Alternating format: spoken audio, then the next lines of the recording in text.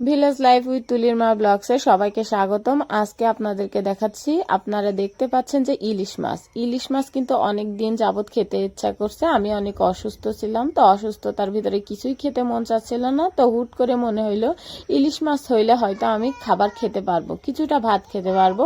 এই কথা মনে হওয়ার সাথে সাথে আমি ইলিশ মাছ কিনতে দিয়েছিলাম। আসলে আমাদের এখানে আমার বাবা যখন ইলিশ মাছ নিয়ে আসতো তখন আমার মা রান্না করতে এত স্বাদ, এত টেস্টি মনে হইলো যে আমি একটু ইলিশ মাছে সর্ষে ইলিশ খাই।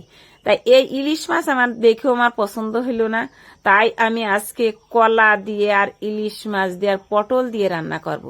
রান্না করেও যখন আমি ওই সুরোটা চেকে দেখলাম তখন যেন কেমন একটা মানে একটা সিলভার কাপ মাছ দিয়ে রান্না করলেও মনে হয় টেস্ট এর থেকে বেশি ভালো লাগে।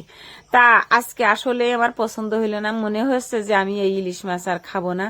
তা সেই আমার মার হাতের ইলিশের কথা আমার বারবার মনে হয়ে যাচ্ছে। তা আবার আর একটা ইলিশ মাছ আমি দুইটা নিয়ে এসেছি, আর একটাও আমি ইলিশ মাছ কাটলাম ঘরে বসে। এই ইলিশটাই তেমন, তা আমার ভালো লাগলে না। তাই বন্ধুরা, যদি ভালো ভালো ইলিশ মাছ আপনারা কোথা থেকে নিয়ে আসেন আমারে জানাবেন। আমি সেখান থেকে যে আমি ইলিশ মাছ নিয়ে এসে আমি রান্না করে খাবো এবং আপনাদেরকে আমি দেখাবো ইলিশ মাছ কেমন লাগে। তারপর আমার মনে হলো যে আমি কচুরলতি দিয়ে ইলিশ মাছ দিয়ে রান্না করব। এবার গ্রামের ব্যাপার তো, আমার পুকুরের সাইডে একটা কচু গাছ ছিল। সেদিন দেখে আসলাম যে কচু গাছের লতি হয়েছে, সেই লতিগুলো কে যেন তুলে নিয়েছে।